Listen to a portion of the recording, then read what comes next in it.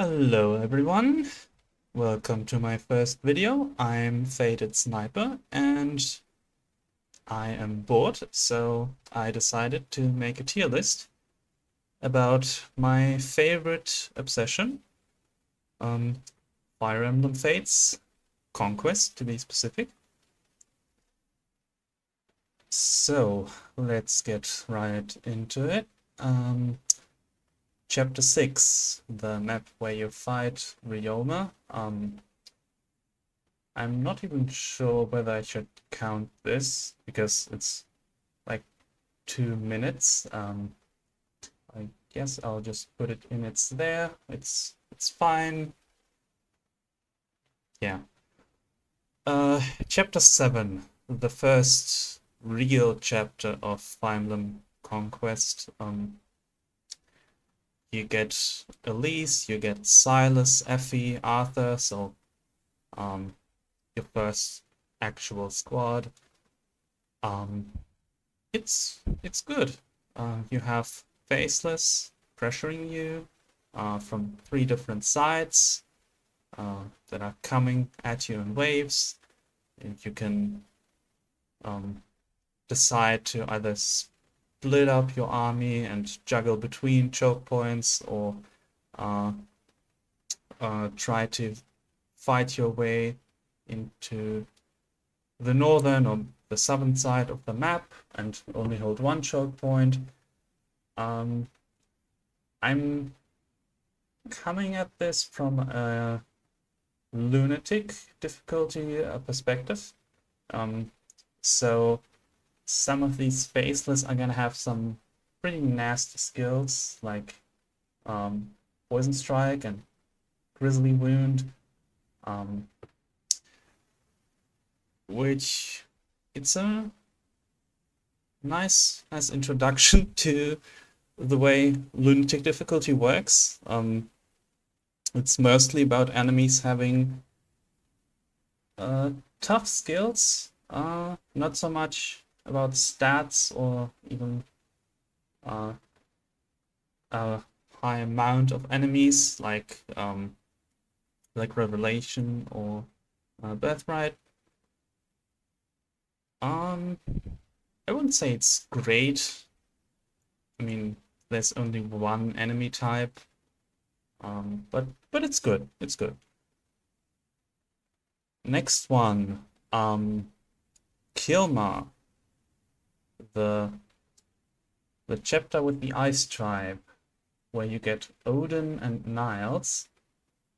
This one's really good. One of the things I like a lot about Conquest is it has a lot of maps with an incentive against turtling and chapters that force you to play aggressively, and this is basically the first map that does that. You can get 10,000 gold if you save 3 villages. You're basically given 1 village for free, just right at your starting area. 2 is fairly simple, although you do have to rush one of the villages, usually the western one. The one on the north is, I'm sure it's possible to get with some high movement staff class and freeze, but usually it's best to rush westward, and then you get Flora, the first enemy with a status stave. Also, very nice way to introduce another aspect of the difficulty in Fates. And you also get enemies rushing at you, so even if you do decide to take it a bit slow, the map will pressure you, and it has a decently tough boss. The boss has Nosferatu and Vantage. Very, very nice combination of skills. Kind of hints at what you're supposed to do with one of the units that join you in the chapter. Odin, very powerful Nos tank. Not immediately apparent because when you see him, it's like kind of low magic for a dark mage. Speed also kind of sucks, not enough to double enemies. But a decent defense stat, so that's why Odin is actually secretly one of the most powerful units in Conquest, and can more or less trivialize the other game. Although he doesn't contribute that much in this map. He's fine against the fighters who have low resistance and weapon triangle disadvantage. But you don't have Nosferatu yet, unless you buy it. But I think you only have 5,000 gold at this point, and Nosferatu costs 4,000, so yeah. Anyway, thinking about good or great, I'm gonna put it in great for now. Maybe I'll put it down if it's overshadowed by the later chapters, but not sure yet. Paralog 1. Technically speaking, you can do this after chapter 7, I believe, although I pretty much always do it after chapter 8 to fill out all the deployment slots. You don't really gain much by recruiting Mozu for the Kilma chapter. So this is the reason why I put it in this order. I mean, it exists. It's a faceless map. They don't do anything special.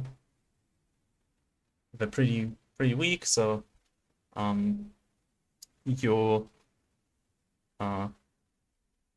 units in the army won't really have a problem dealing with them. It's more about trying to save Mozu, which is pretty easy. I mean, you can cross the southern bridge and get there before Moses attacked, or you can cross the river with a flyer and basically start using Mozu immediately. Usually it's Elise who reclassed into a Wyvern, or maybe Corin.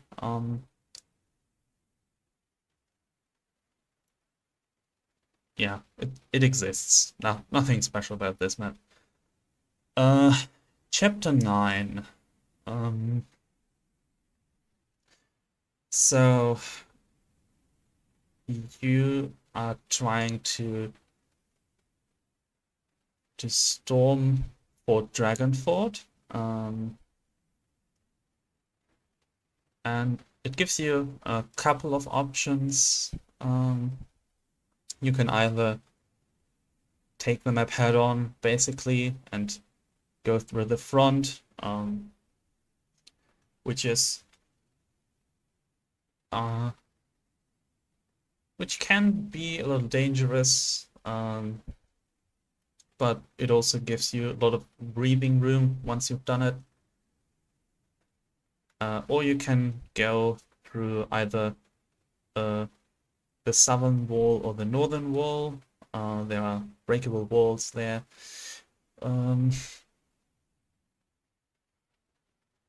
That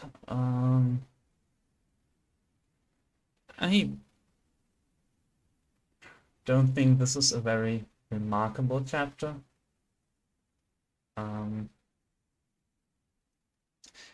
There's one wave of reinforcements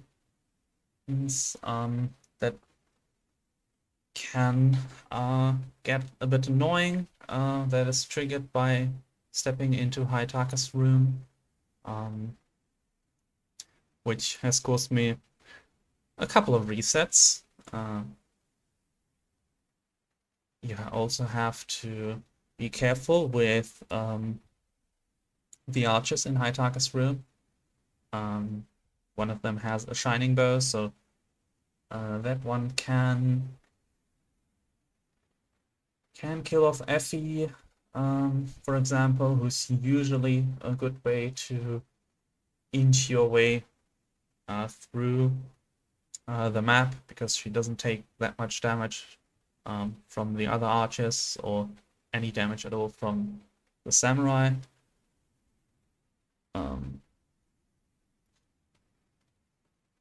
You get a Zora. You can use her to activate the Dragon Vein to weaken a lot of the enemies, which I usually don't do. I usually don't defeat the samurai who's running around with the chest key. I just feed the EXP to another unit, as well as the weapon ranks, which is the reason why I don't use the Dragon Vein. Yeah, I mean, it is a real map, so I'm gonna put it above Chapter 6. Chapter 10. It's awesome. I don't think that's very surprising. I think most people who have played Conquest consider the best map in the game, and some people who have played different Fire Emblem entries will say it's one of the best maps in the series as a whole. Best route map in the game, I like to say. Yeah, I don't need to discuss the tier, just I want to talk about this map. So it says it's a defend chapter, but funnily enough, if you've played this map a couple of times, you realize the best way to approach it is to kill every last one of them. That way you can basically spawn camp the enemy waves. Another way to handle this map is try to kill Takumi before turn 7, where he activates Dragon Vein and drains the water, which means that you will be surrounded by all the enemies and can no longer hold all these choke points you are given in the beginning. So nice incentives to go aggressive. The more aggressive you are in this map, the easier it'll be, and you'll also get some rewards for it. You can visit villages with some very juicy rewards. You get 10,000 gold and a master seal in the northern villages that are in your starting area, basically. So even if you have troubles completing this map, you are given some resources, some essential resources to work with, gold and a way to promote one of your characters. The Master Seal in particular, if you're having trouble, promoting Silence to be a great knight and just tank all the enemies, or Selena into a bow knight, so that she can help you shoot down flyers if you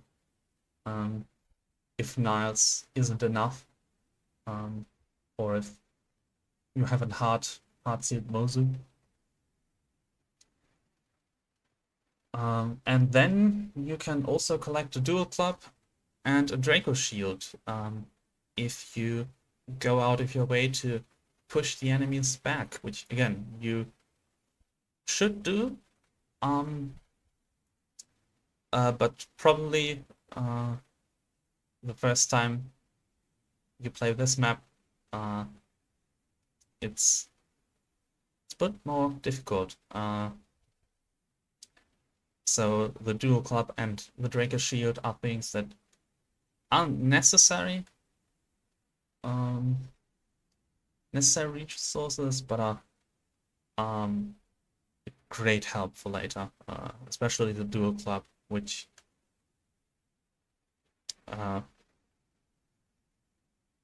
is a good weapon for your axe users to deal with sword masters who are very dodgy.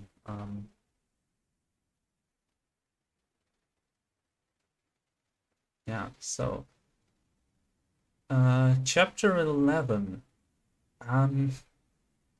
This one is a great change of pace from chapter 10. Chapter 10 is where you'll scramble your units to try to juggle 3 different invasion points, and it's very hectic and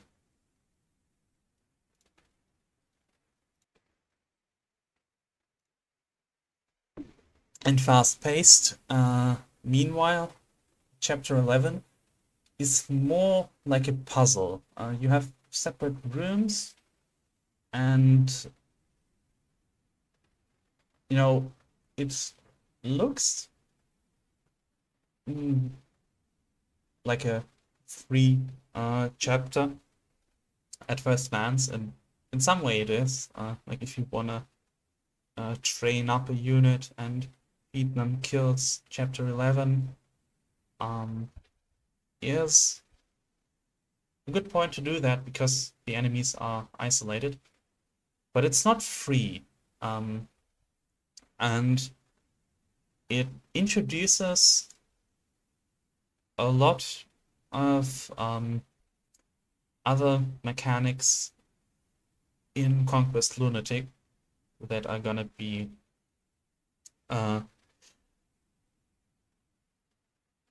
important to know of for later chapters. It has a ninja lunge chain, or no, yeah, no, the ninjas have lunge, right? It has archers with counter. It has paired up units with life and death. That one's especially dangerous because even if you kill one of them, the other one's still able to kill off most of your units, even the ones that are usually your tanks in the early game, like Effie. So a lot of the times this is a moment where Camilla has to swoop in and take the kill.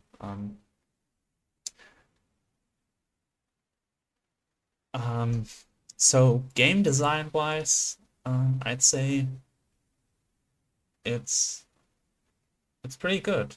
You know, just shows you here are things to look out for in a more controlled framework. Even if something goes wrong, you can retreat into the previous room and the enemies can follow you.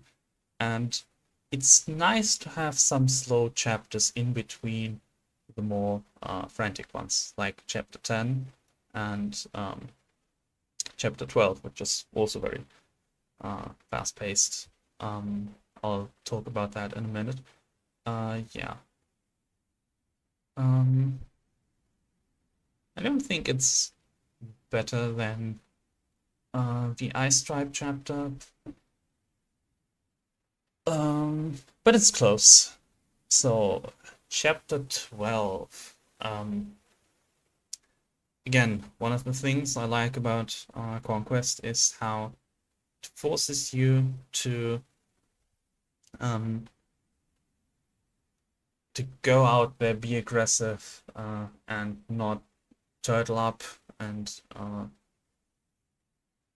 just inch your way through in a giant death ball. And chapter 12 has it's not very subtle in the way it does it. It's very straightforward. It's just you get wait, I don't remember, was it? Okay, no, it's 16 turns. Yeah, straight up says 16 turns to clear the chapter, or you lose. And once again, it gives you an easy way and a hard way, which is also something I like game design wise, where you give the player the option to take on a greater challenge for more reward. In this case, the secret book, and to some extent, the 2 chests. Or you can just escape with Corrin and end it there. It also gives you different ways to approach it beforehand with all the apothecaries sandwiched in between the... Sorry, I just hit my mic. Sandwiched in between the pods, where either you open up the whole area, basically sacrifice one of your units, because the unit that activates the Dragon Vein will have their HP cut in half, because one of the pods is a poison pod, which is a sacrifice because at this point your only royals are Corrin and Camilla. Elise, of course, is sick in this chapter. That's the whole reason why it exists story-wise, although I won't go into the Conquest story. I think most people who... I'm gonna dare to say that all people who replay Fire Emblem Conquest again and again do it because of the gameplay and just straight up skip all the story cutscenes. But yeah, you can't use Elise in that chapter, so and even if you could, if she's a Wyvern rider, then you don't really want to cut her HP in half either. So it's either a sacrifice one of your royals, one of your best units at this point probably, open up the whole area, which will be a bit more difficult in the short run, but will also give you a bit more time to maybe deal with either the first part of the chapter, Kagero and Saizo, or the chest rooms. Or you can try to break particular pods, or maybe even lunge your way through the apothecaries. Another nice way of pressuring you is that once you get far enough into the map, there'll be 8 apothecaries coming from the south, which will threaten to basically pincer your army from two sides if you're not careful. Although usually I just send Odin to the south, and he can deal with all the reinforcements by himself. It's hilarious. And you get a lot of XP for free, basically. Yeah, I'm gonna say it's on par with Chapter 10, not quite as legendary. But this is basically I'd say the reason why the early game of Conquest is sort of the peak. You know, very tight design, very high quality, carefully crafted, feels like. And yeah, let's move on to chapter 13, which is a pretty simple chapter actually, design-wise. I mean, it just, you start on one side of the river and you got two bridges and the enemies on the other side of the river, and they are put into different squads. Like there's the mounted squad with Reyna and the Cavaliers, the Wyvern Riders, the Knights and Takumi, magic units, and then it says, all right, we're gonna start sending some units your way to get a little bit of pressure in. Again, pressure is good, makes you think. So we have some Wyvern Riders carrying some Knights, which also pretty simple, but also pretty effective as an enemy type. But what are we gonna do to force the player to be aggressive? We put some villagers in there and a thief who tries to steal from the villagers. Sometimes the simplest things are among the best. Sometimes you just want to eat some spaghetti with tomato sauce, and it's good.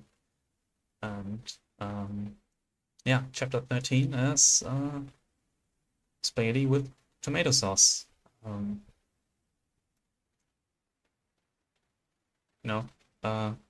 You get some interesting ways to deal with the chapter. You're given some good tools, like chapter 11 gives you Kaze, so you can deal with the mages on the left side, although you can't be too comfortable because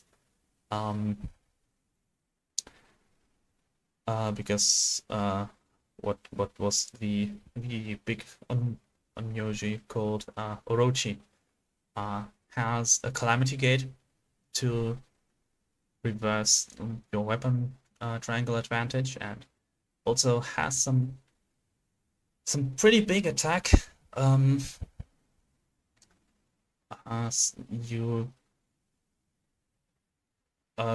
is also a pretty cool enemy. Basically means that the enemy has air superiority in the beginning, and you can't just fly around Camilla to eat the map like she can often do. Although, funnily enough, one of the easiest ways to deal with Reyna is to put Camilla into her range with some defense boosts and kill her off with a bow unit like Niles or Mosul. But yeah, it's nice that you have to earn your air superiority if you want to use it. So lots of small things, lots of simple things that add up to make a, a very engaging chapter. I already put it above chapter 8 and chapter 11. I'm thinking of putting it into the peak Fire Emblem tier. Um, yeah, I think I talked myself into it, especially with like um how the um leaders of the particular squads add into the difficulty. Like, you have to win air superiority by killing Reina. You have to uh deal with Orochi, even if you have a mage killer to deal with the other mages. You have to somehow approach or lure Takumi without Takumi just straight up murdering one of your units. Mm. Unless you send Odin in. Yeah. Um, Chapter 14. Kumagera. Uh, this one's kind of forgettable. Um, it has enemy staves again. Although oh yeah, this is something that applies to chapter 9 as well. It Some of the maps with enemy staves kind of make them obsolete by giving you a very simple way to cheese them out. Like, just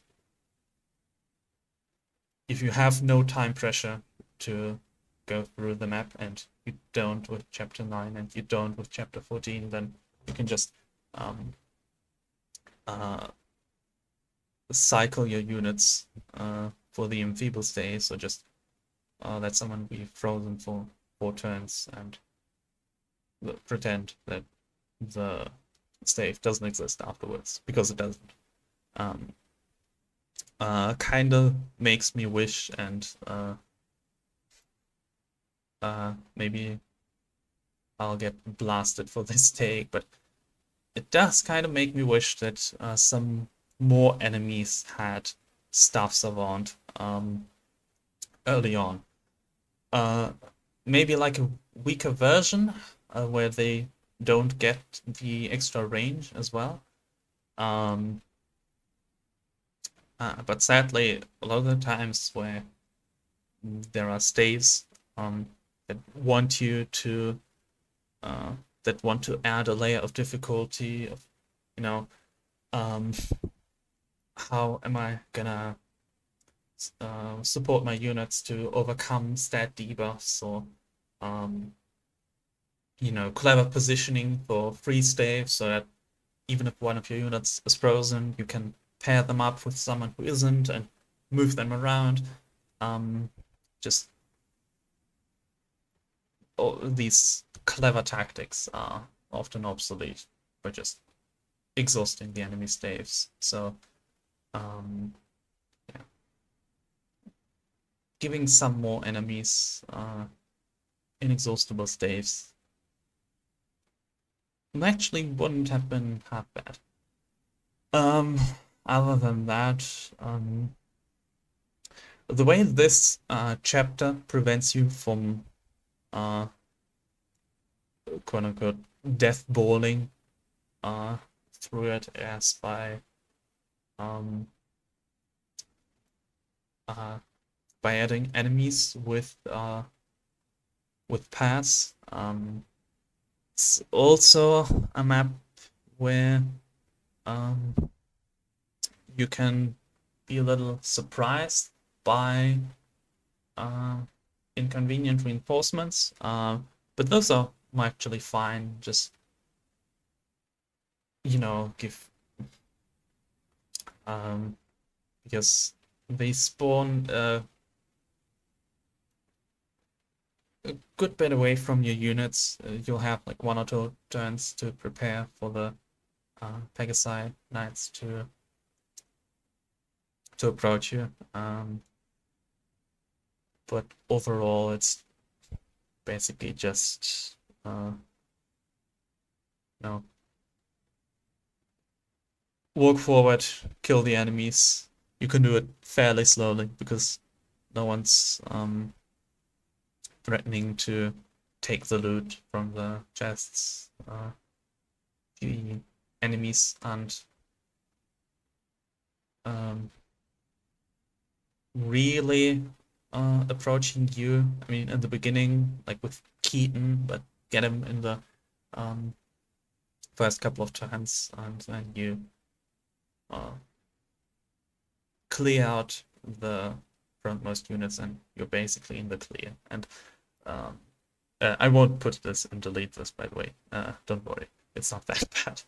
But yeah, it's I don't really like chapters like that where the difficulty totally evaporates after some point. You know, like it's okay to have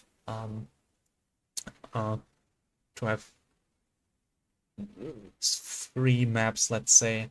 You know, chapter 11 is up here for a reason. I would say it's even good to have these kinds of chapters where you can feed your units that you want to feed. But I still think that there should be some more challenge to it. Yeah, it's I mean, it's still more notable than this. Is it better than chapter 9?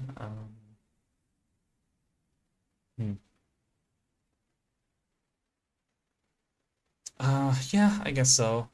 You've got the flyers, you got the pass enemies. They're kind of similar. You know, they also both have decently interesting boss. You know, a boss that you can capture with knights and that can do pretty well, and a boss that you want to defeat fairly quickly. Because wait, all right. I just had to look up to make sure that I didn't misremember anything, but Haitaka has seal defense, so if you don't kill him on your turn where you rush in to kill him, then he can hit pretty hard. And with Kumagera, it's all those player face skills. It's enemy face for the player, but from Kumagera's perspective, well, he has darting blow and certain blow, is what I'm saying. Although even with darting blow, he actually isn't that fast.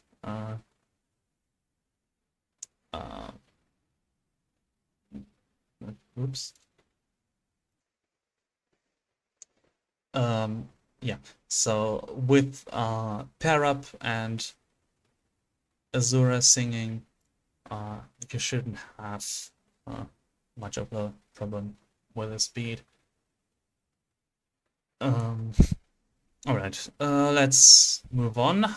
Chapter 15. It's Corin's personal training chapter. I like the fact that this chapter exists. It's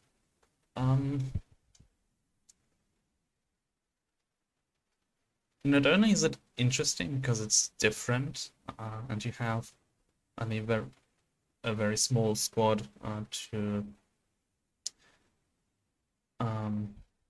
available for that chapter. Only Korin, Azura, and Gunter.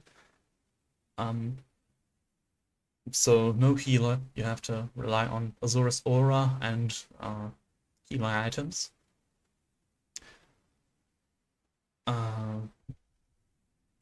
The whole replicate mechanic is an interesting gimmick. There are interesting ways to exploit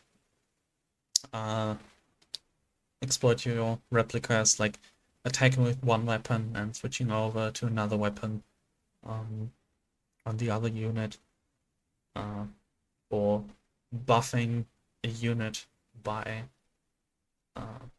singing with your original Azura or things like that. And it's also a map where you have an easy way to go about it and a harder way to go about it. Like, you can either just kill a bunch of weak villagers and some ninjas and escape, or you can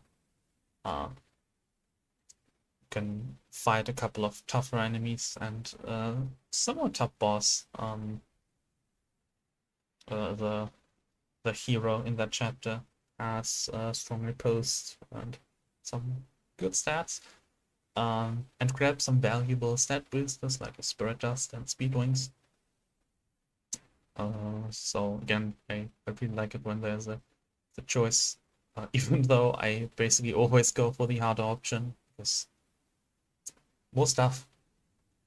But the reason why I like just the fact that it exists is that it gives you a lot more room to play around with Corrin builds, and even other units as well, because you don't need to worry about Corrin becoming underleveled. You don't need to worry about trying out some wacky class with E weapon ranks, because you get the chance to train up Corrin here. You can train up your bow rank to become a priestess Corrin, or I don't know, your lance rank to become a Basara or something. You can leave your Corrin at level 12, level 13 throughout the early game up until chapter 14. And by the end of chapter 15, if you fight most of the enemies, your Corrin will be ready to promote, and your Corrin will have weapon ranks in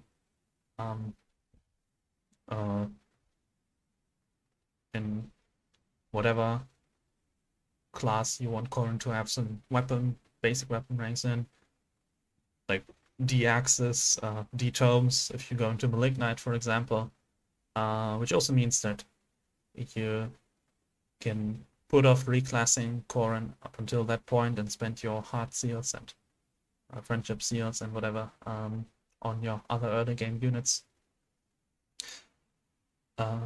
It's nice timing as well, because it comes right between the end of the early game and the beginning of the mid game. The way I define that edge is chapter 16 is the first map where regular enemies will be promoted. Chapter 14 only has a promoted boss. Other than that, it's basic Pegasus Knights, basic Archers, basic Samurai. So yeah, a nice boost to a unit you always have, you always want to use before the difficulty spikes, basically. So just because it has this this very occupies that very valuable design space. I'd say it's great. It's again, the gimmicks are interesting, but it's not a very interesting chapter otherwise. We just fight people with Corrin and maybe Gunter and sing and fight them again. Walk forward. The ninjas add a little bit of spiciness, but yeah, I'd still put it on the lower end of overall grade. But still, really good, really great way of smoothing out the difficulty curve. Chapter 16. Ninja pirates. If Conquest had some better writing, this definitely would have been one of the great ways in which I would have remembered the story. Just the idea of ninja pirates, combining two very awesome archetypes into one very wacky one. But alas, you just skip through the dialogue and go right to a chapter that is, however, great in terms of gameplay. Once again, it gives you an incentive to go fast, kill enemies as quickly as possible, because the longer you take, the less gold you get. So already off to a great start. And it gives you a nice mix of enemies. So for example, on the western side, you'll have overlapping ranges of magic units and fighter and berserker units, which is a simple but effective way of adding difficulty, because you can't just send Kaze in and kill off the dark mages, because he'll get slapped by the fighters. He can't survive one, but I wouldn't put him in range of two necessarily.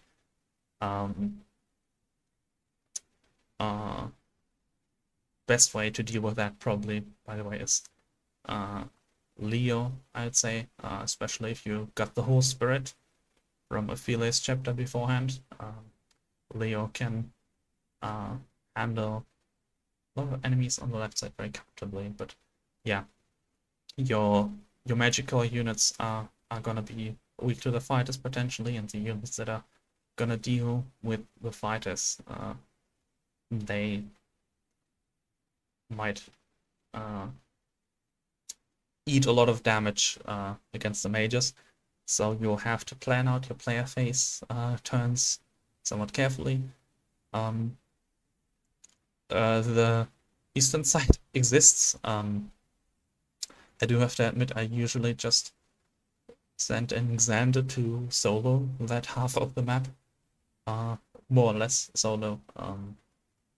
You're gonna have to do some finagling, like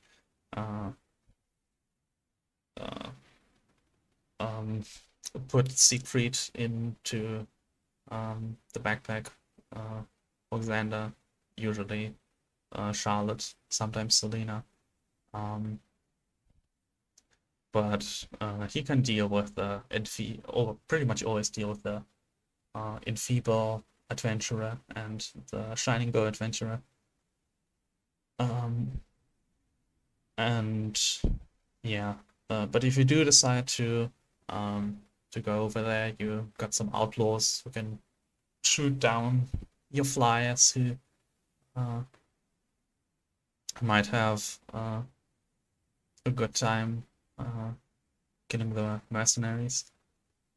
You know, with a dual club, the Wyvern Riders, or even Lancers. Um, so overlapping enemy ranges, and a gold reward that basically pushes you into playing LTC style, even if even if you're not an LTC player. Pretty engaging, I would say. Is it peak or great?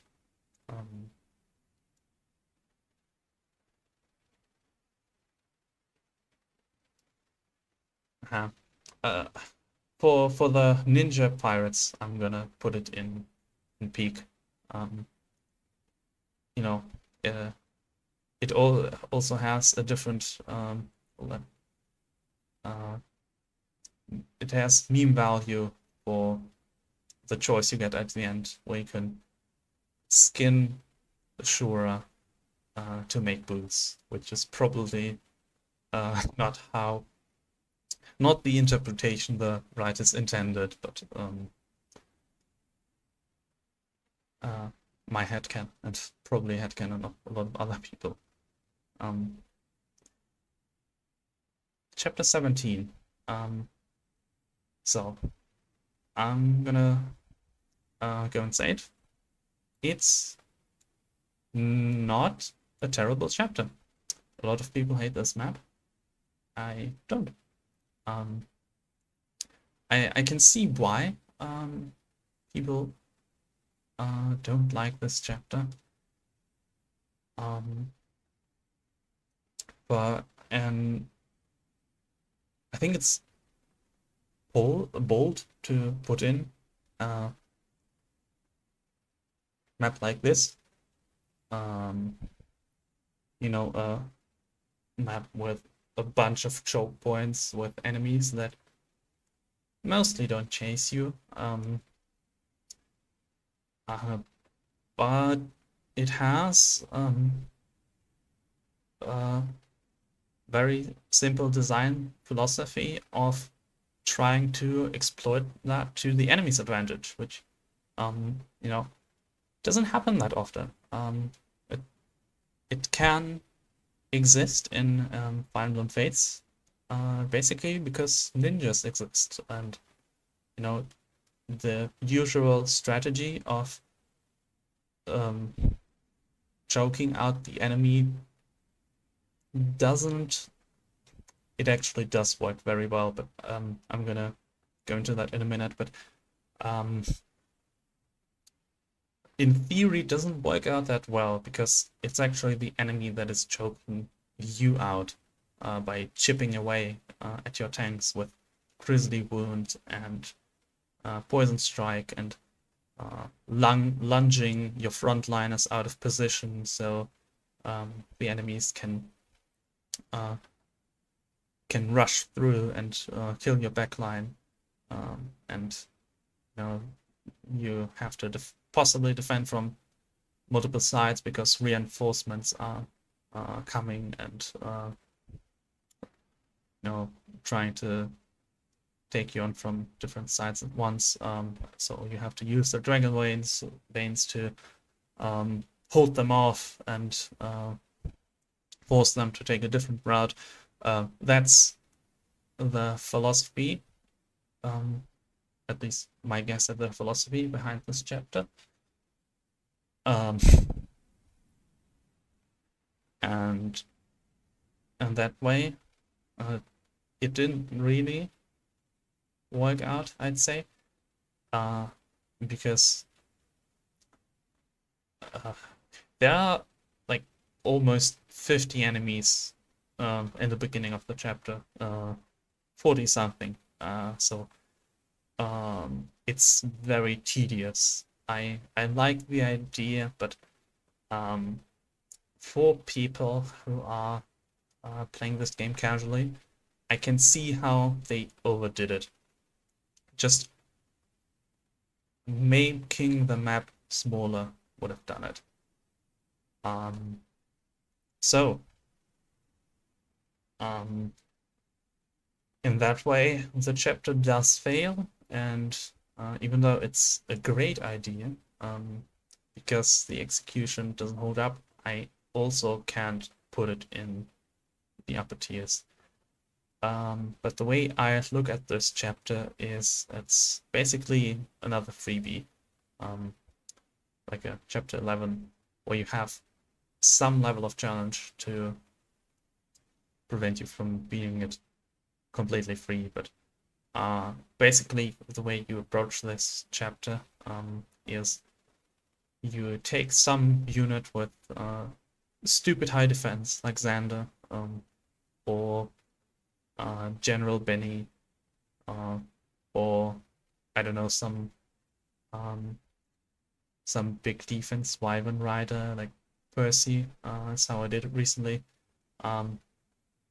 You put them in the choke point, and the thing about enemies in Fire Emblem Fates Conquest is if they can't deal damage, they won't attack you. And you know that is a pretty smart design choice in most cases, because it means that you game does have some failsafe against completely juggernauting the game with a unit that just doesn't die ever. But it doesn't work here, because here, if the enemy doesn't attack you, the enemy doesn't get the chip, doesn't get the stat debuffs, doesn't get the lunges to put you out of position. So you end up just getting a giant traffic jam of ninjas and samurai, and then behind Xander, behind Benny, you'll have one of your units chip away at the enemies with a ranged weapon like a tome or a hand axe or a javelin, grind up weapon levels, grind up some XP, grind up support points, and then you end up just completely stomping it. You can even, the way the developers try to give you an incentive to be aggressive is Sizo, who gives you a speed wing, a piece of ice. And he's decently strong, so you can survive a couple of enemy combats, but he's a green unit, so if you let him be, he will die. But the thing is, you can block in Sizo, and he just won't move forward, and then eventually you can imprison him, and then you don't ever have to worry about him again. You can imprison him in the northern chest room. I think it's the one with the gold in it. Yeah, I would criticize this usually, but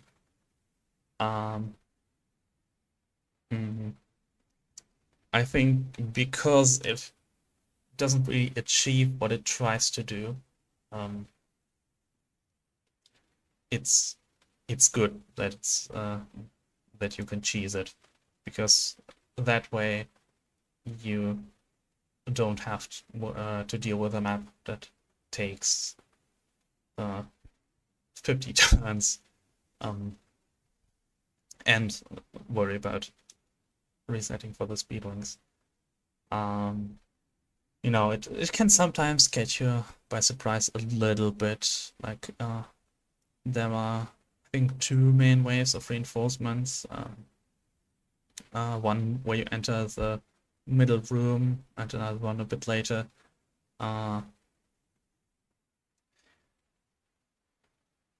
But usually, if you approach it carefully, um, that won't be a problem. Or you just have 2 units who can clog up the hallways.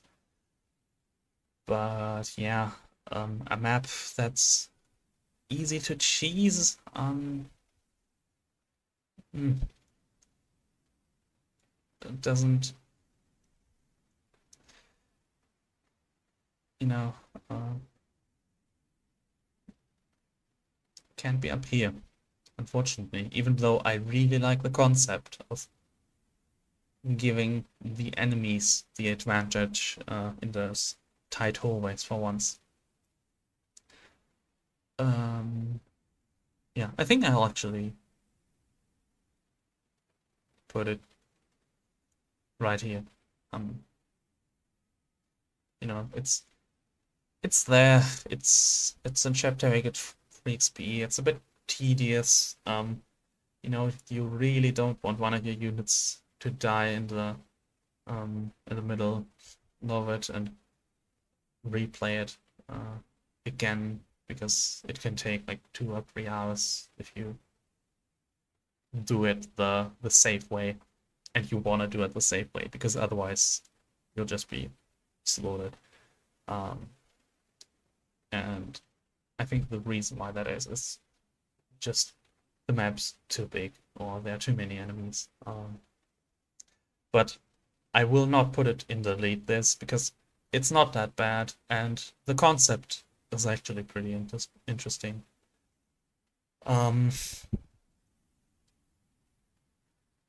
Chapter 18, the first map in the game where every single enemy is promoted. Also, one of the only maps where you fight mostly Norian enemies. I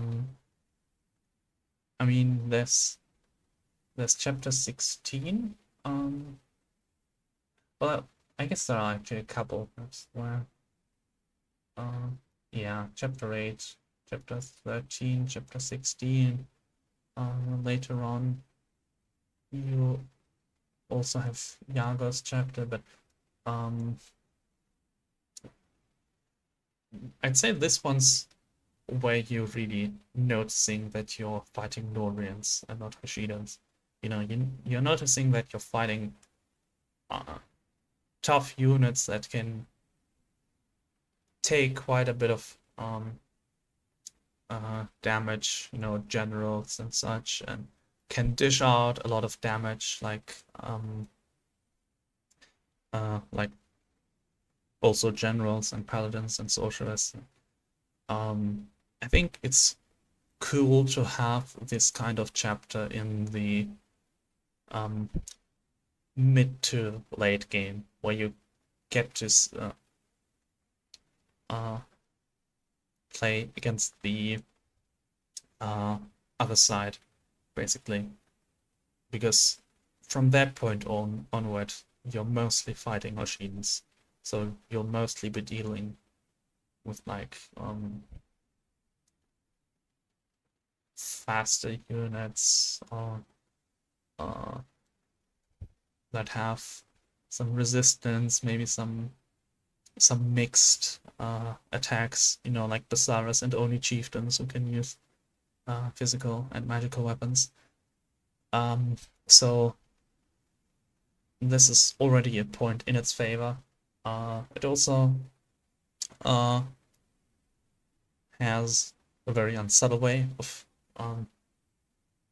forcing you to be aggressive, which again, saying it's unsubtle might sound like it's bad, but I don't think it's bad. Sometimes, again, tomato sauce and spaghetti. I'm just saying, do it in, how many turns was it for chapter 18? Wait, let me look. Okay, it's 20 turns, which is actually quite generous. Most time limits in the game are fairly generous. but it's nice to have some incentive to not completely turtle up. It doesn't have that many other ways of pressuring you, so I don't think I'll put it up here. You get some chests, but nothing that threatens to take away this extra rewards. It's a fairly simple, just kill enemies map.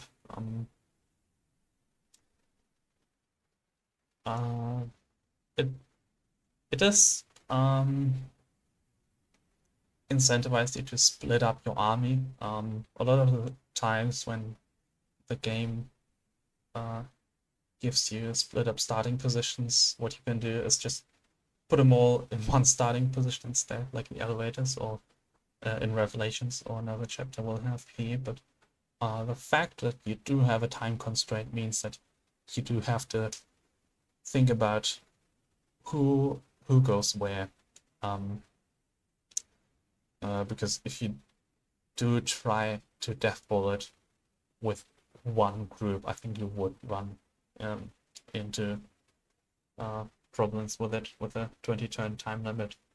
And I think it's good to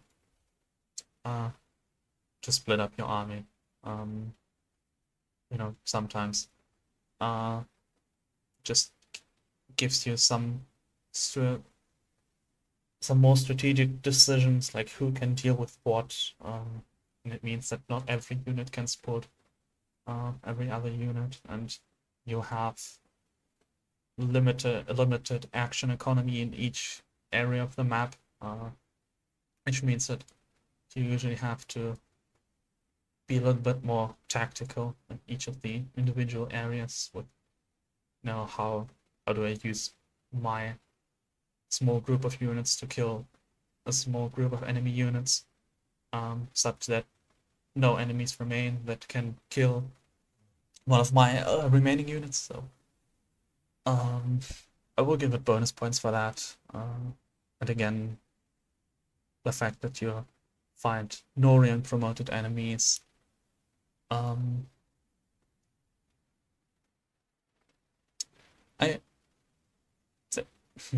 don't think it's up here. It's not like a fantastic map, that's awesome to play, but it's good. Put it here.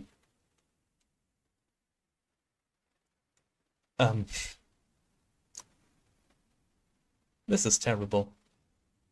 Awful. Yeah, it just doesn't work.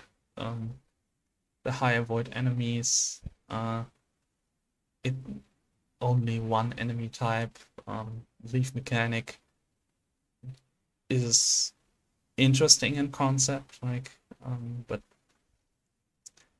the idea that you can't land in the first strike on the enemies, but or you're forced to have the enemy is in the midst of your units, and try to work out positioning that keeps your units alive and makes progress, which are all interesting ideas, but there are maps that are way better at it than this absolute piece of garbage. And it's actually coming right up. Thank God it's extremely easy to cheese, because again, only one enemy type. Easiest way to do it is probably reclassing Xander into a Wyvern Lord, which you should do anyway, because for the next couple of chapters, Wipe Not Xander is quite helpful. And give him a Beast Killer and a Blessed Lance, and he can use the Beast Killer to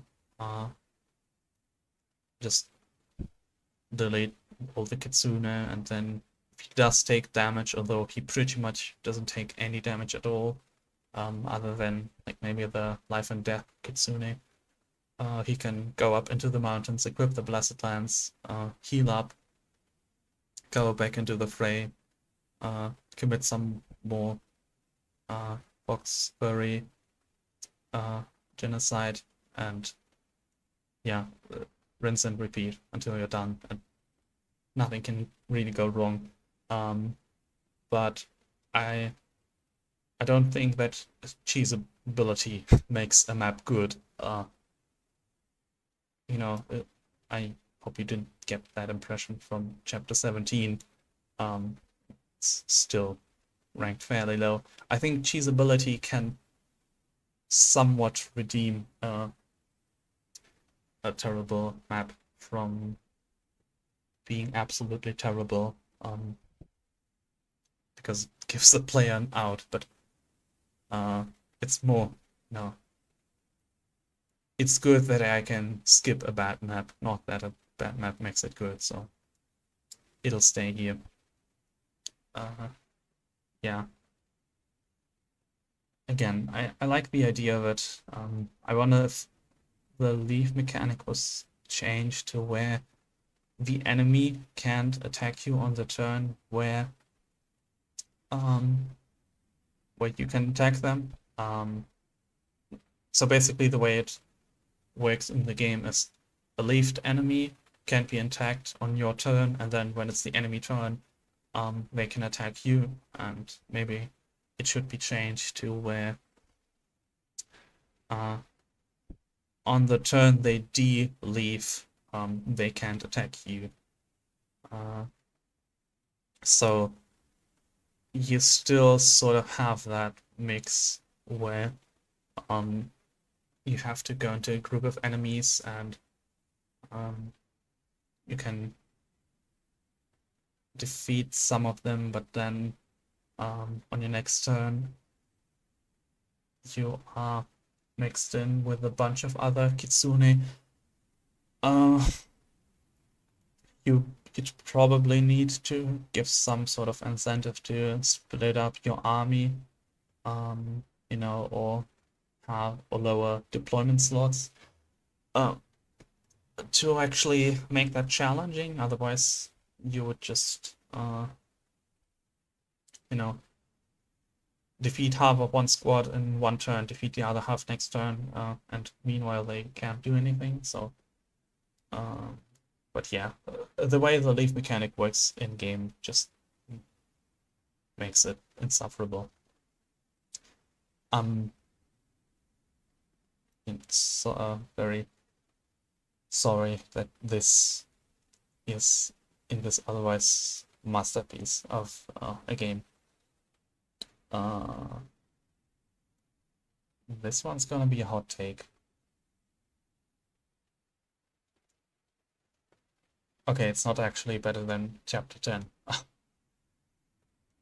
But this Fugus Wild Ride, as the community has decided to call it, I think is magnificent.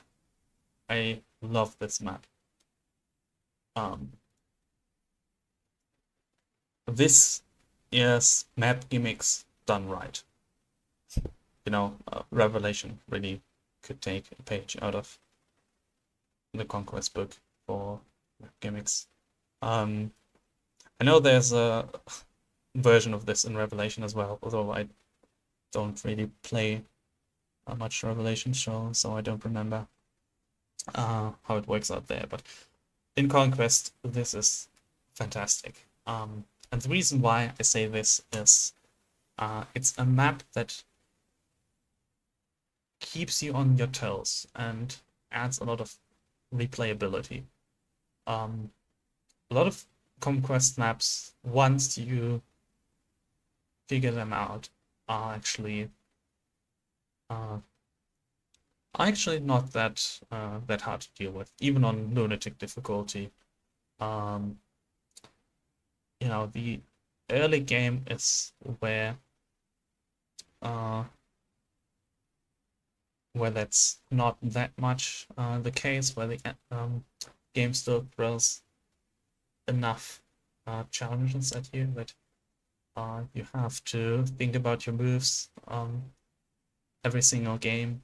Uh, like you can have a general strategy for Chapter 8, but uh, you're probably gonna have some, say, bad hit rates with Niles against the mages, or you're gonna miss some shots, you're gonna have to adapt. Um, but in the later chapters, it's a lot more of a okay, which unit can juggernaut which part of the map, and it's fun. It's something I like in Conquest. A lot of units can be built to one round every enemy with 100% chance, and so a lot of the actual battle, happens in between chapters, and the chapters themselves are just the execution of your strategy.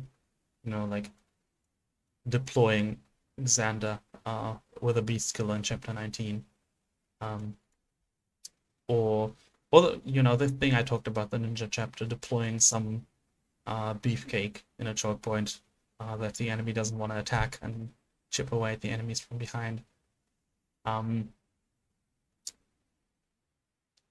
Chapter 20 works out differently in every other playthrough. Like every time you play through the game, chapter 20 will work out differently. In my experience, of course you can fly skip the map, defeat Fuga in like 2 turns or whatever. Although I won't do that. It's not only do you miss out on the chests, but please give it a shot. It gives you so it has a lot of tactical gameplay. That's the way I describe it. I talked about how your strategic decisions matter most for the other chapters. It's like a puzzle you solve beforehand, and then it's just the execution. And with chapter 20, it's you can't really plan out the whole map in advance. I mean, you can remember the wind cycles and so on, but even if you do, trying to calculate where every single unit is gonna be every single turn in 6 turns, not really feasible. So it's a lot of turn to turn micro gaming, and it has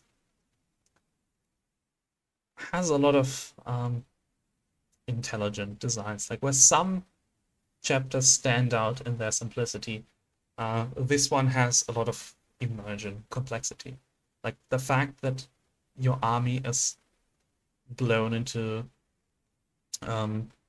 every direction, well, up and down, but uh, you know, means that it incentivizes you to split up the army, because you can't keep one big blob organized, because the winds will forcibly split you up into unadvantageous positions. So instead, what you want to do is split up your army beforehand into manageable squads that can always maneuver around the wind. And you also want to split up to clear a lot of threat area early on, so that you have more flexibility in retreating your units if the winds get dicey. You also have one win cycle every cycle that pushes all units forward, which I think is this chapter's way of getting you to go aggressive, because you want to be prepared for the turn where you are swept into the enemy fray. You can delay it somewhat by using the Dragon Vein that only affects the enemies, doesn't affect you, to buy some time. But you do have to prepare for it eventually. And it's also a map that it's a map about gaining ground, basically. And another way of making that more difficult is by placing Hayato as a mid boss with a hexing rod that can really cripple one or several of your units. And unlike the hexing rod in other chapters, you don't really want any of your units being chipped down, because it is an all hands on deck kind of chapter. Any unit could be in a position at some point where they have to take a hit, which most can do with full HP. Not a lot of them can do it with half of their HP, so that's another challenge of how do I take out Hayato. Nice and clear secondary objective. It's also kind of like a gateway to the other chapters, where it happens right before the third shop upgrade. So you would kind of like to have the level 3 shop before chapter 20, because then you'd buy a bunch of partner, friendship, and heart seals and make everyone into a flyer. But you don't, and I think it's good because it puts more limitations on the way you can deal with a chapter. But you still have a lot of resources beforehand to build your units, and it basically asks you, how well did you distribute those resources? How well did you build supports to gain better classes, to build better skills, to take out the enemies, to get those objectives of covering ground, gaining ground. And again, this kind of tactical gameplay, where a lot of the times you'll end up having your units being swept into a group of enemy units, and you'll have to think about how exactly do I distribute my player phase action economy to minimize the threat. If I have 3 units against 3 units, can I take out all those 3 and be in the clear? If it's 3 to 4, can every one of your units survive a hit? 3 to 5, can I defeat the enemies in such a way that even if a unit can take 2 hits, I can block off one of the enemies so they can reach one of my units. And I really enjoy that kind of tactical gameplay. I don't think that Fire Emblem Fates has much of that, which is again fine. It's my favorite Fire Emblem game, but for other reasons. The strategy, the meta strategy, the customization, this kind of tactical gameplay that's more something like, I feel like Shadows of Valentia did it very well. The early game in Three Houses also. And I think it's really cool that the best Fire Emblem game in the series, in my opinion, does have this kind of chapter too. And yeah, I think this is peak gaming. So from what I gathered, opinions are generally generally tend towards the negative when it comes to this chapter. Not as bad as Ninja Hell or Kitsune Lair, but I think that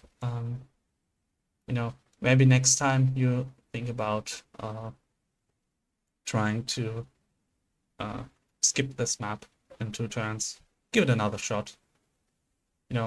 Enjoy the chaos. In fact, I think I'm actually gonna.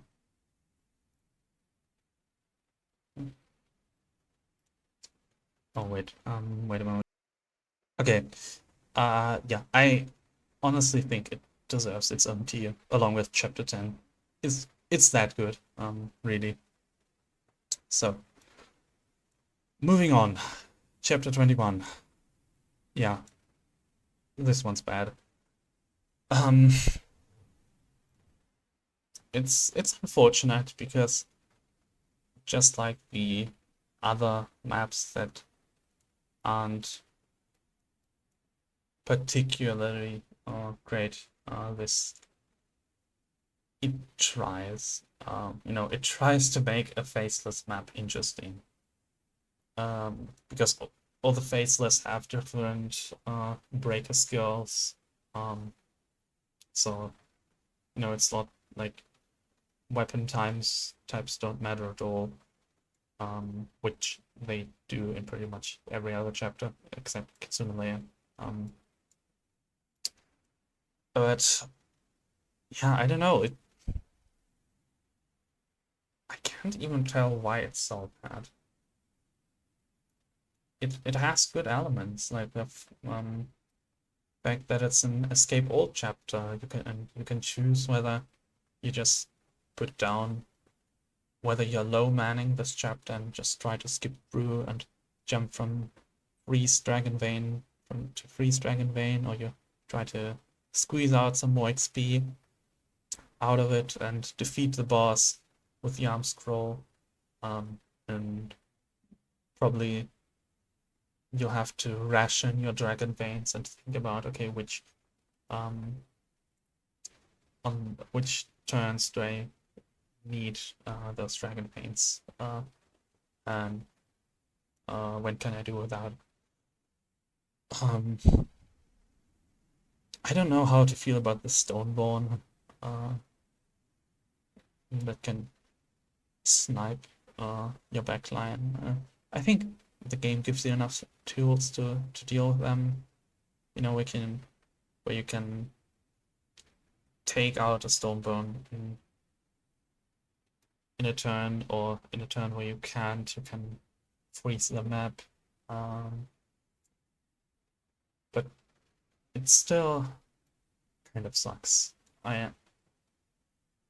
This is one of the chapters that I'm not looking forward to whenever I start a new file. And it's like, oh, okay, yeah, let's get this over with.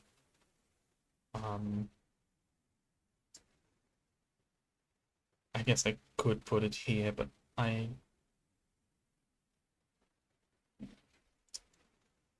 this one's vibes based.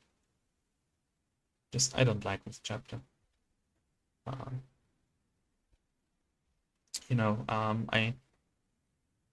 I try to see the good in every chapter, basically, as you might have noticed, mostly. But yeah, I can't seem to find it with this one, so maybe it's just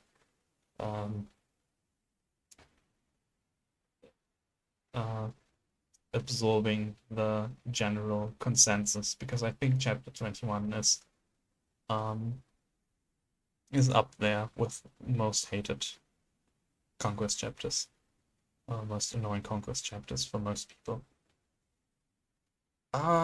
Chapter 22. So this is another one of these parts of the game where the game slows down, which I like. I like that there's different pacing between the chapters, and this one you have to be more methodical, but also if you're too slow, you might get chipped down by the siege machines in those castles. I don't remember what this were. They're not ballistae. I think they're cannons. But yeah, the shuriken-based ones that debuff your units, but they're not that don't add that much pressure. Generally speaking, it's more of a kind of like chapter 17. Go through the choke points, try to chip away at the enemies from the sidelines, and I guess the spice in this that it has some mixed enemies as well. I think. Yeah, not the most memorable chapter, but I think it has only savages with tomes. When I said earlier that when maps give you the option of splitting your army, it's there's kind of nothing preventing you from pairing up all of your units into one spot. This is the chapter. I think this adds to this chapter kind of being a slog. And I guess the main argument for this case is well, you could choose not to take the easy way. You can split up your army, but when a Fire Emblem player is given an option to be lazy, you should expect them to be lazy. If there's a way to cheese a map and it's not too extreme, as a designer, you have to keep in mind the player will probably take the path of least resistance, and this is why you need something to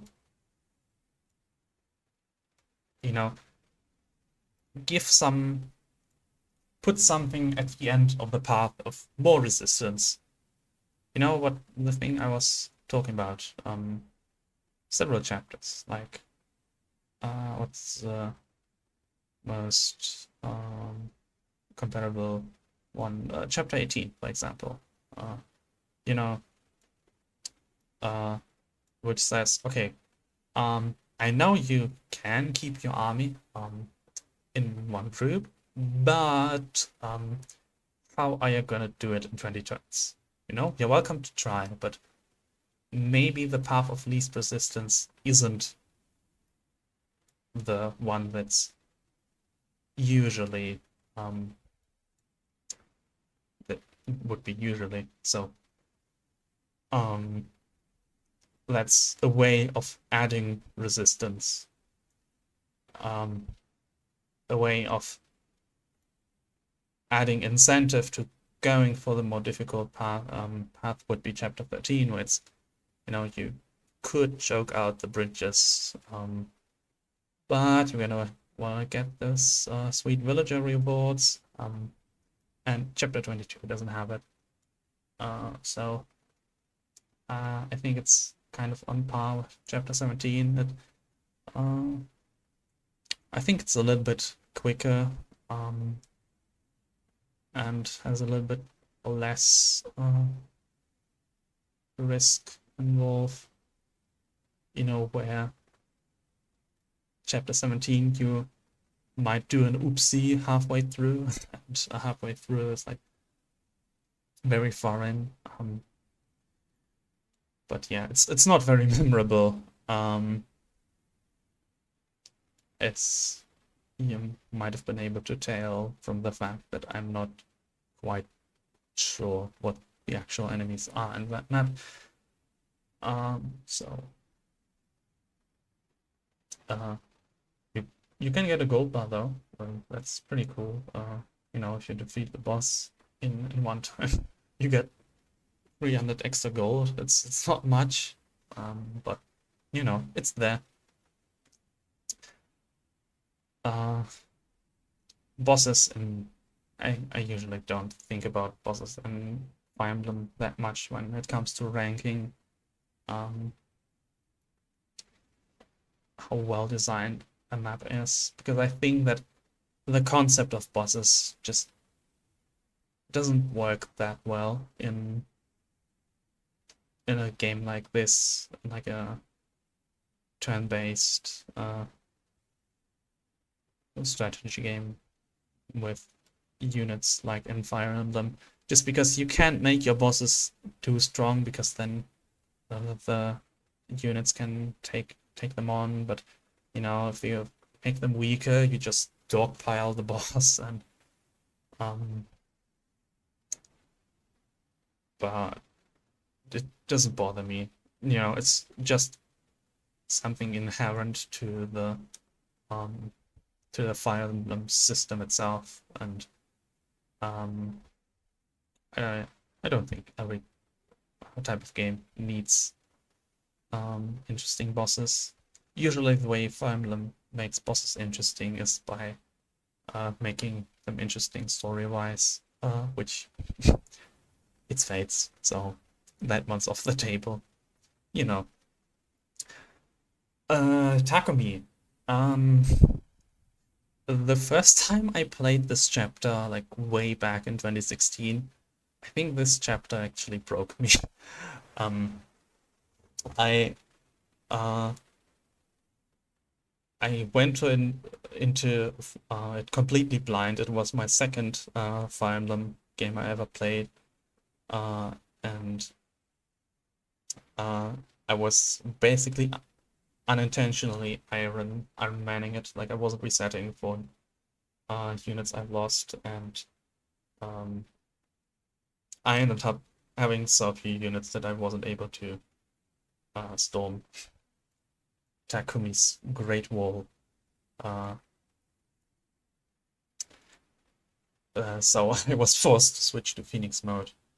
But yeah, nowadays that's not the case. Nowadays I think that it's actually a great map. This is an example of a map where you don't have an incentive to go aggressive, but the map is still interesting. You know, an example of a defensive map done right.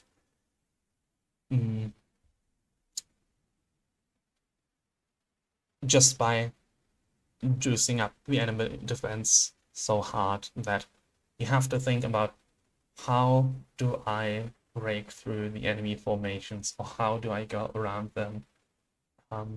It's another chapter that gives you different ways of handling it. Like, you can go over the ravine and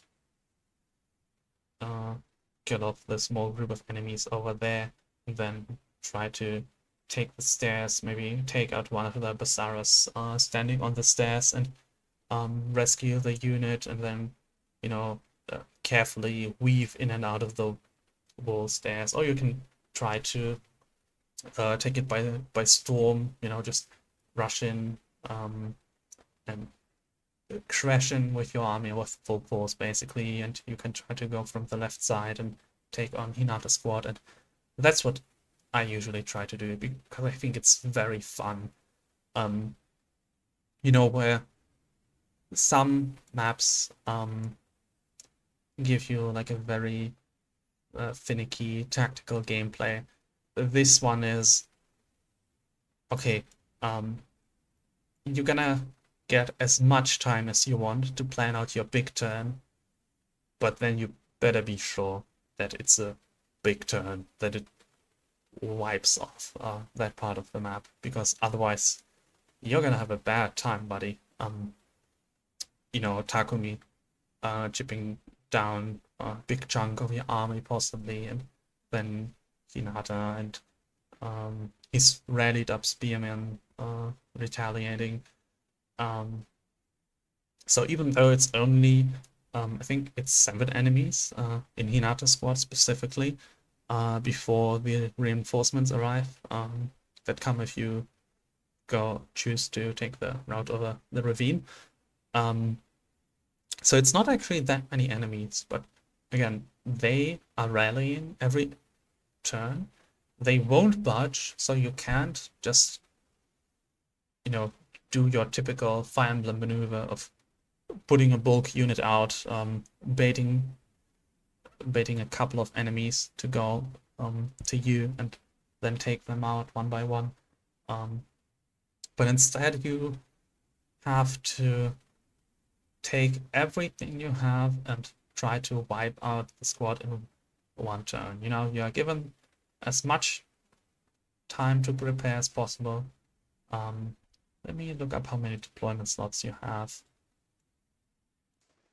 So it's 15 deployment slots, so it's basically bit more than 2 units per unit in that squad. But again, they are pretty beefy, and you probably won't be able to one round each of those enemies. So you'll need to think about, you'll need to use everything you have. Basically, you'll need to use your rallies. You probably need to use one of your lunge units to lunge Hinata out of his throne. Otherwise, he just has a bazillion avoid. And you need to try to take him out in one fell swoop. And then once you take the bridge, do have the easy way, but you also have the satisfying way of trying to gather everyone around the wall, rush in, and just take out a big chunk of enemies in one fell swoop. And I think that chapter 23 does it pretty well, with the way the AI works and the way the map is split up, and it does give you also a little bit of approaching the enemy with the ballistae. So you have to be a little careful when you're marching in with your big blob and or flying everything over. So yeah, this is one of these maps that manages to subvert a common Fire Emblem map pitfall, where it's just so strong defensively that it's fun again.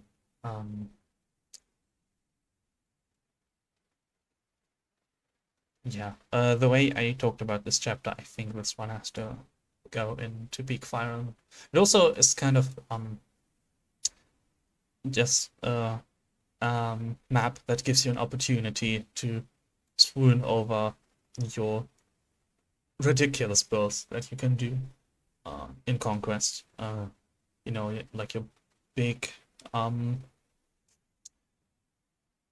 enemy phasing Vantage or Soul or whatever builds, or if you build like a couple of big damage stacks that can take out a tanky enemy in one turn. This is one of the first maps that gives you an opportunity to really feel the payoff. Because, you know, what's the point of having all this unit customization if the enemy doesn't give you a force that's strong enough to where it's actually worthwhile building those units. Like, I think that's a common critique of Birthright, where it's like, okay, yeah, you can build your super mega soldiers, in Birthright in particular, because it actually has a lot of awesome tools um, to do that. I think that the Hoshiden classes are actually very interesting, and the Hoshiden weapons are very interesting, but you know, they're trapped in a game where you don't really need um, all that complexity. Uh, no, I don't think it's as easy as some people make it out to be. Like, you do get a decent difficulty spike towards the end game with Garen's chapter and Hans's chapter and Camilla's chapter, but um, you know, chapter 23 is one of these chapters in Conquest where it's like, okay, you've suffered through uh, 4 levels of a physically locked class with your mages to get life and death advantage. Now you're gonna use it, or you know, you've spent like 10,000 gold on your Camilla to become even more overpowered than she is, to get the extra hit rate from Heartseeker and get the big axe damage from X-Fair, and the just big damage from Trample and Deck +2 and all, and now you're gonna use it. So this one's, yeah, great chapter overall. I don't know what the common consensus is on this chapter. I don't think um, I don't hear much discourse about it. It's mostly just Takumi memes. Chapter 24. The Hinoka chapter with all the flyers. This one's another one of these chapters where if you know what you're doing,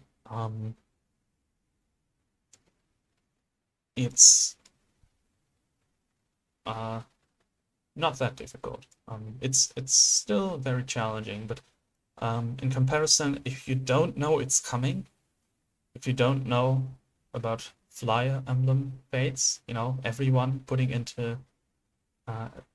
everyone into Wyvern Lord, which I find it kind of funny that people say this about Three Houses, but I feel like it's actually even more accurate for Fire Emblem Conquest, where you would like to put pretty much every unit into Wyvern Lord or Kinshi Knight at least. No matter whether they're magical or physical even, because the magical ones can go into Malignite. You just can't, because you can't make every single unit every single task. Unlike Three Houses, you have to distribute your support, but you can still put a lot of people into flying classes. And yeah, the more flyers you have, the easier the chapter becomes. But there are other ways of doing it as well. Like ninjas are also pretty good here because they can wield a Hunter's Knife, which is effective against the Falcon Knights. It's the kind of chapter where the pressure comes from the enemies approaching you, which I think is a good way of adding challenge. Because it's the kind of thing where it feels like you wanna just turtle up, just roll up like an armadillo. But once you get a little bit more experience with strategy games like this, you'll realize the best offense it's the best defense is a good offense, and you can go out, take the kill the flies where they spawn, so you don't have to calculate how exactly they're gonna move in and when exactly are they gonna be able to reach your army, which is especially difficult here because unlike something like Chapter 14 where you get flying reinforcements, it's hard to space out your units in a way where the flyers won't be able to heavily outreach you and just kill one of your backline support units or pressure your front line so much that you screw up and end up killing one of your support units yourself, basically. Yeah, so it's another gaining ground kind of chapter. You also have some ground squads as well, like the Setsuna squad is decently tough. You got Azama, having a lot of control in the map as well. And it's also a map where the debuff matters a lot because, like in Chapter 20, every unit should be ready to take a hit at some point. So it's a good chapter. I don't think it matches up well with the super chapters we got here. You know, sometimes it might be annoying to change up all of your units. Like, what I find kind of interesting is that it's part of the reason why Fire Emblem Fates is Fire Emblem, but it sort of doesn't fit into the time frame where Fire Emblem is the optimal strategy, I'd say. You know, like the optimal maps for Fire Emblem is Chapter 19, to hide in the mountains, Chapter 20, to deal with the winds, Chapter 21 to where is it? Ah, here. So you don't have to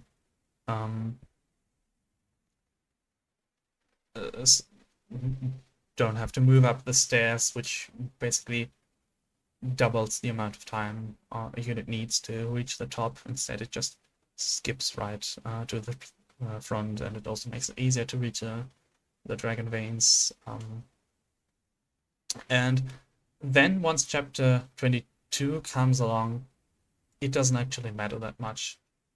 And a lot of units that wanted to be flyers before want to reclass into grounded units again, like Xander, who wanted to be a Violent Lord up until this point, I'd say.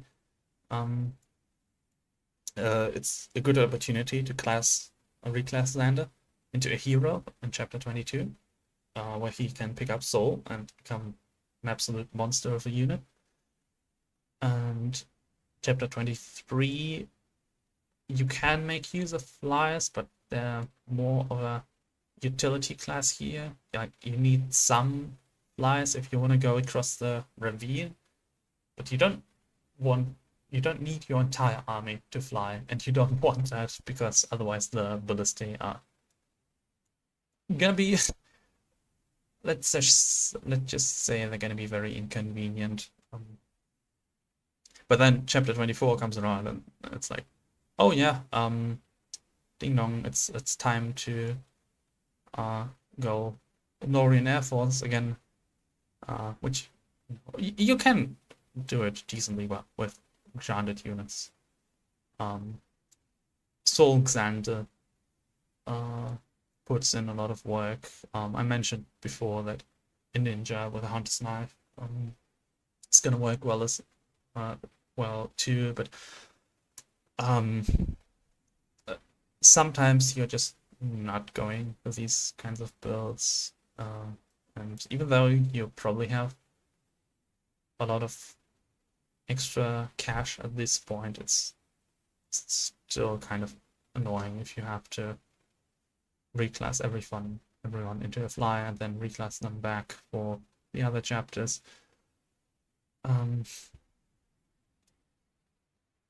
Yeah, but it's still a good map.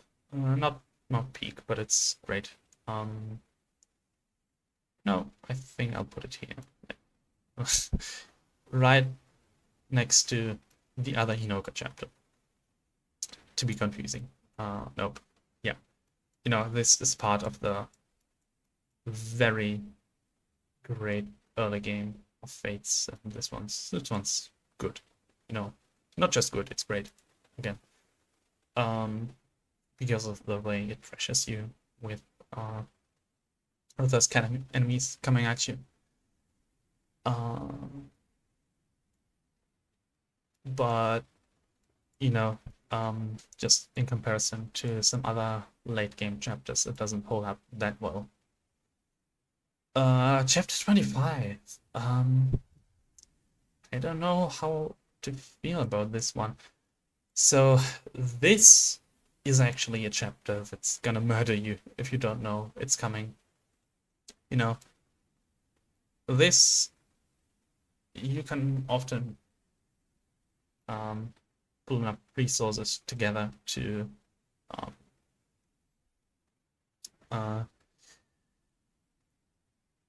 handle it somehow if you're not prepared. But this is the kind of chapter where if you start a conquest run and you think about okay, what am I gonna need? There are a couple of demands from the game that are gonna be made. It's gonna ask you, how are you gonna deal with those critical points? Like, how are you gonna deal with chapter 10? Even if you go aggressively, you need a unit that can be aggressive. You need a unit that can one round the enemies. Like how usually that's less of like a character building decision at this point and more of a strategy decision and spending money decision. Because just it's pretty early on in the game, so it doesn't diverge. Your playthroughs won't be diverging that much at this point, but you still need to think like, for example, how am I gonna chip down Corin to a point where Silas can sweep the map, or who's gonna take on the right side of the map? Like, is it gonna be Effie with a javelin and a couple of vulneraries, or am I gonna early promote I don't know, Silas into a Great Knight, or Selena as a Bow Knight can do it as well, or Nyx as a Dark Knight. The Takumi chapter, is another one of these demands where it's like,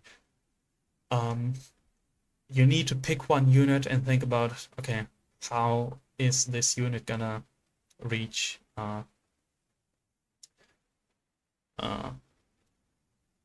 77 attack power? You're gonna need to stack up your skills and sports and so on onto one unit to take out Takumi, because otherwise you're gonna have a bad time. And chapter 25 as one of these chapters where it's like, are you prepared? Do you have what it takes? And what it takes is either a Corrin that can 1v1 Ryoma, which is actually not that hard. Again, it's if you know this chapter is coming, you can handle it fairly well. But yeah, if your Corrin can't match up against Ryoma, well, you better be able to take on the inevitable end. The first chapter where this becomes a thing. Ninjas that can indefinitely lower your stats. And yeah, so it's okay, how are you gonna deal with ninjas? You are sort of limited in your player phase because there are very thin hallways. So you're very cramped. You can usually use the entire force of your army to take out the enemy before they can debuff you, which is how you would want to deal with those enemies. But even if you do, ninjas have 1-2 range, so your units will still get debuffed, and if one of your units is in an inconvenient position here on the left side, then it's gonna be lunged right up to Saizo. Yeah, Saizo's on the left side. And the lunge change also has inevitable end seal defense, so good luck surviving that. And basically the best way to deal with this chapter is try to freeze enemies so they can't so you limit the amount of enemies that you can debuff you in a turn, and to entrap enemies, to break a lunge chain and things like that, which, better hope you didn't spend all of these stuffs earlier. I do think it's good that there's this kind of strategic check that says, all right, at the beginning of the game, how are you gonna deal with this chapter? What are you building up to? I just don't know if chapter 25 is a bit too specific about it. Again, it's not that hard to get a Corrin that can deal with them. The easiest way is probably to get him access to the Wyvern class, and he can use the dual club if he gets to C rank, or if he gets to level 15, which he'll probably do at this point. This late into the game, he'll get Swordbreaker in Wyvern Lord. Swordbreaker and dual club means gonna be very comfortable against Ryoma. Savage Blow also will help to chip him down, but you don't want to make Corrin a Wyvern Lord every single game. I think it's kind of boring. Sometimes you want to meme, get that Troubadour made Corrin, or something in that vein, and then it's kind of demanding to go through Saizo or Kagero, or actually it's demanding to go through Saizo and Kagero. I think that's my main issue with this. On the lower difficulties, if you're wondering, it's enough to kill one of them, but on Lunatic difficulty you have to kill both to help the Corrin.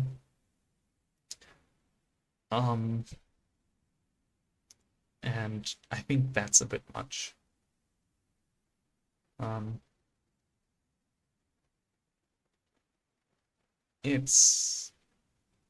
I'll put it here because it is interesting to play through if you're going through it.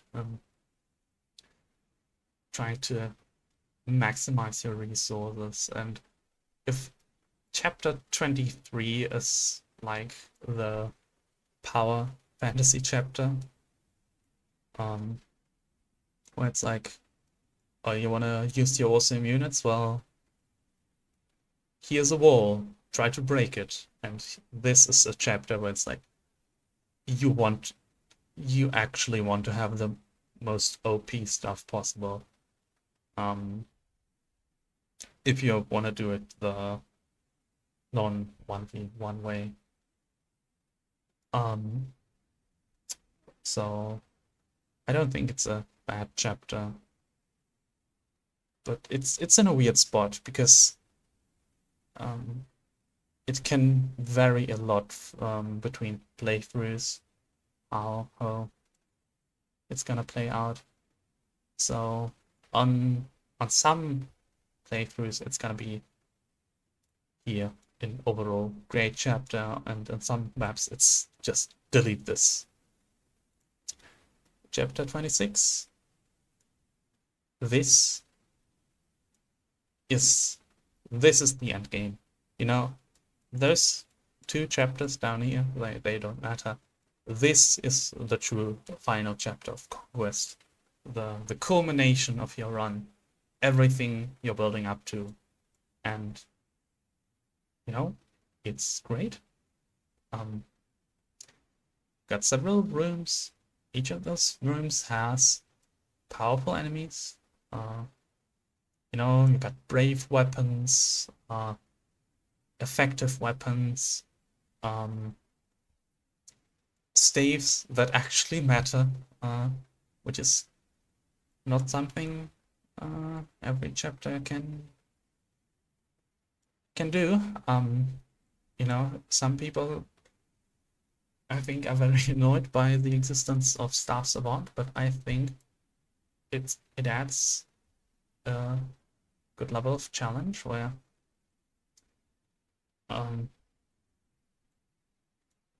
you have to be strategic about them, how to avoid them, or how to kill enough enemies, be aggressive enough to where it doesn't matter, like the Hexen Rod made at the very beginning.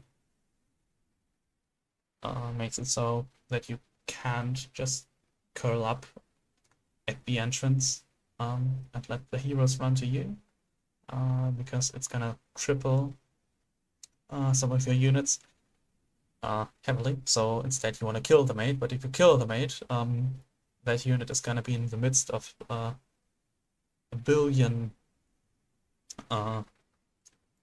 heroes, which, I mean, okay, if you're Xander, you can probably handle it. You still gotta save the unit that open the door.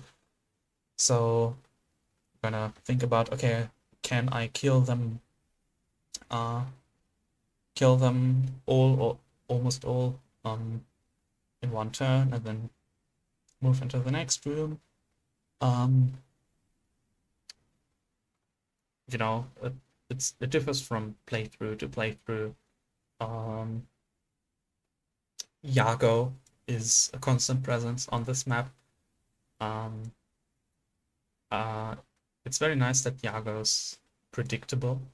He uses each staff in order. So the first staff, the first turn, second staff, second turn, third staff, third turn, and fourth staff, which is the Hexing Rod, on turn 4 and turn 8, and so on and so on. So there's another layer to this. Yeah, I don't want to ramble on for too long because I kind of want to get to the end finally. But what I'm gonna add about it, what keeps it out of God tier, aside from the fact that in the end it's not a particularly complex chapter, which it doesn't need to be. In fact, it shouldn't be for being sort of the endgame chapter where it's just about defeating the bad guy, or a bad guy, or two bad guys. But the other reason why it can't go up with the legends up top is the left side of the map just might as well not exist. I mean, there are cool ways of going about it. I recommend watching the what's it called? Something with water something power by Zoran. Great Fire Emblem Conquest creator. If you somehow found this video, you are probably aware of him anyway, but you may not be aware of the video where he clears the left side of this chapter with Kana and the Dragonstone Plus, and she can one hit, not just one round, because you can one round the Warrior Fighter Stone board, but one hit the Stoneborn and the Faceless. Yeah, but you know, and it's Kana, so a unit that usually won't see much use. But in most cases, it's just annoying. Honestly, I think it's just the Stoneborn just sort of don't work that well, I think that's the reason why chapter 1 is down here. But yeah, chapter 26, luckily you don't have to deal with that side of the map at all. You can just go through the heroes and sorcerers and generals and berserkers. And you miss out on the ninja shuriken, but at this point, why would you need it? I mean, I guess you can cheese Yago with it because Yago is 1-2 range. But it's more trouble than it's worth. You should be powerful enough to kill Yago in other ways. And I mean, it makes sense that in a Yago chapter there are faceless, but yeah, I like the idea of having two paths, but it's only really one path. It's really just how do you handle the mighty heroes and the big magic damage sorceress. Spoiler, the answer is Kaze for the second one, and the beefy generals mixed in with the berserkers that have the damage. So yeah, it's great. It's just good. And you know, chapter 27 was actually fine too. It has puts in some cool 1v1 scenarios. I think that 1v1s usually don't work out in Fire Emblem. You know, but oh wait, this is the wrong Ryoma chapter. Wait, there it is. Yeah.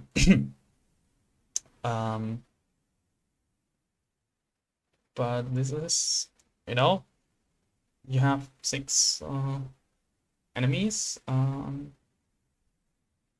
although you don't necessarily have to deal, or 6 rooms with a big powerful enemy, so you don't have to deal with each of them, and you can either let your units at the front be entrapped into those challenge rooms basically, or some rooms have a starting point of their own, and you can just see how your unit bonks the other unit and then proceeds to take the stairs and kill Garen. And you know, if you want to, you can also take on the group of enemies in the middle, which similarly to Takumi's chapter, you have a group of enemies that you want to try to wipe out in one fell swoop if you can, because otherwise, the uh, the spendthrift merchant is gonna screw up your day, but it also makes it difficult to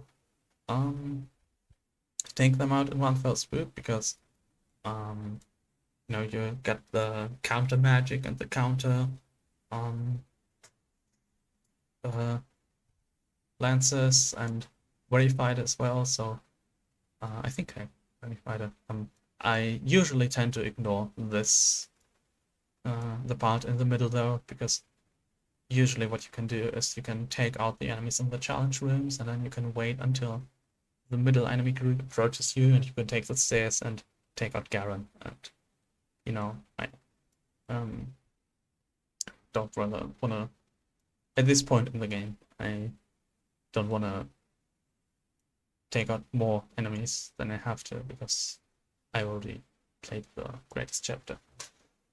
Not the greatest, but like the great finale in my eyes is already over. So now it's just a formality. But it's a formality with a cool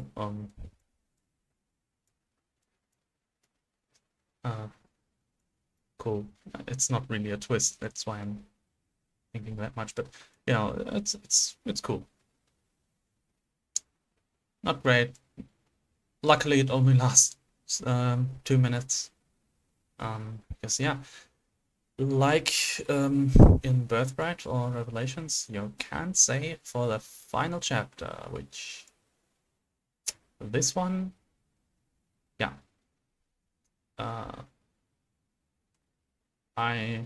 You know what? Since I'm done here,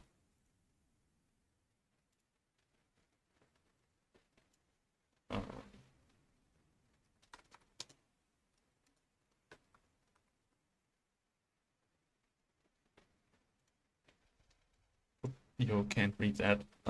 What's God damn you, Taco. Um, Careful what you wish for, they say. You know, I want to have enemy stays that matter, I say. This is what I get. It's mostly the inevitable and enfeeble stays that just why. I think anyone who plays through Conquest on a regular basis just skips the final chapter, and I think the fact that there's a need to do it kind of sucks. Again, I don't mind the fact that the game makes demands of you and says have a unit that can put out 77 attack power at the end of the game, because that is kind of cool. It gives you an incentive to actually go through all these class changes and engage with the unit customization.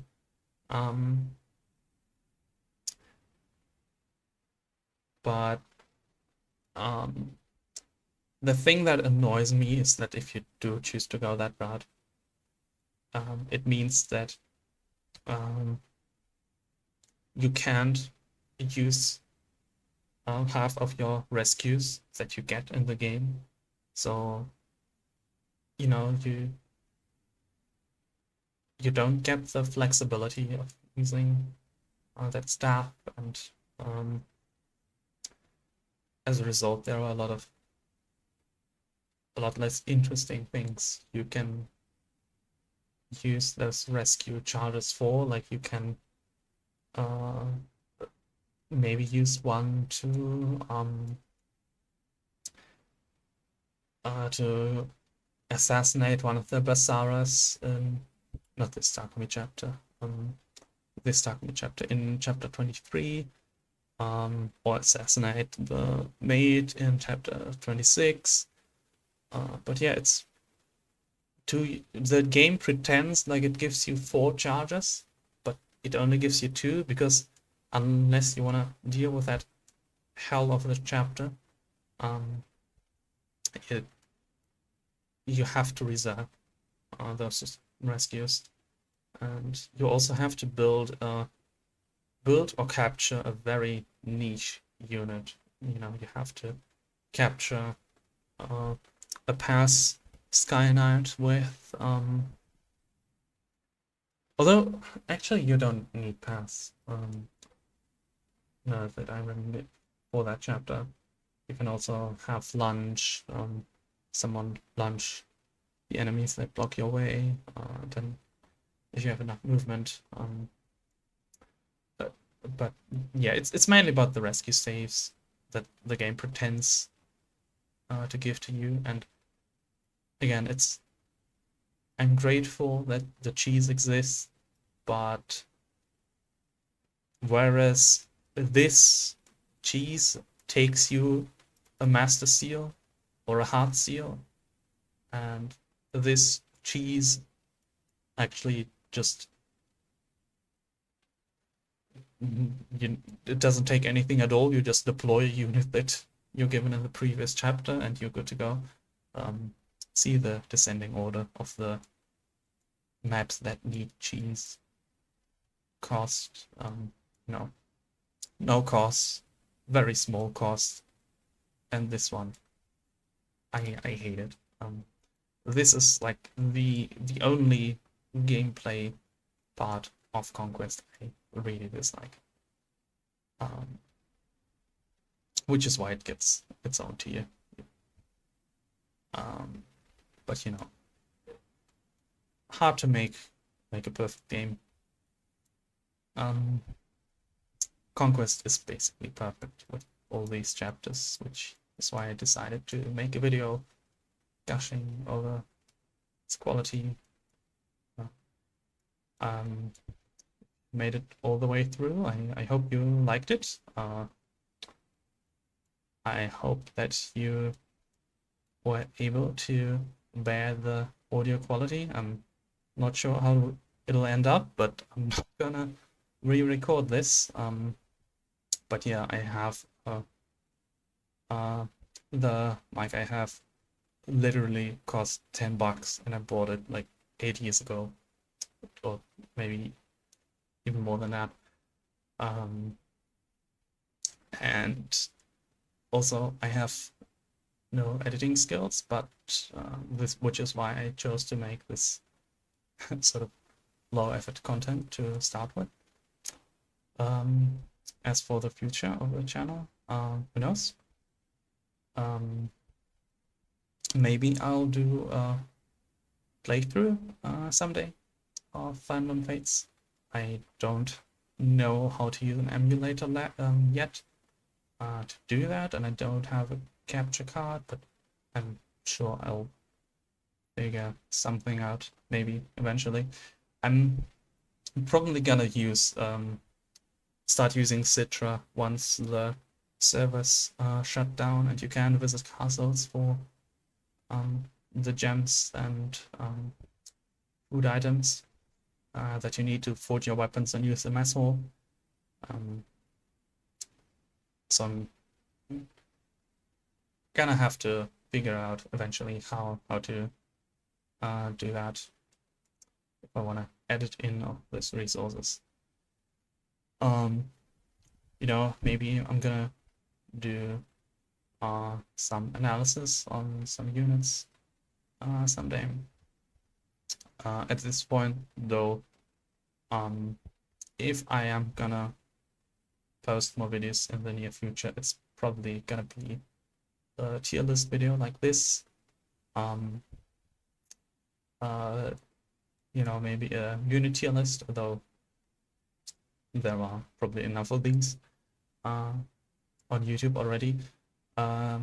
Maybe like a guide on who to reclass. That would be a relatively short video, like who should get the first 2 heart seals in the early game. conquests. Maybe hard seal classes for Corrin as well. I think that might be a fun idea. Like what are the builds you can do with Corrin, and also in conjunction with that, Jacob and Felicia. So yeah. So if you wanna see that, then consider subscribing and like the video if you like the video. And I'm gonna say bye.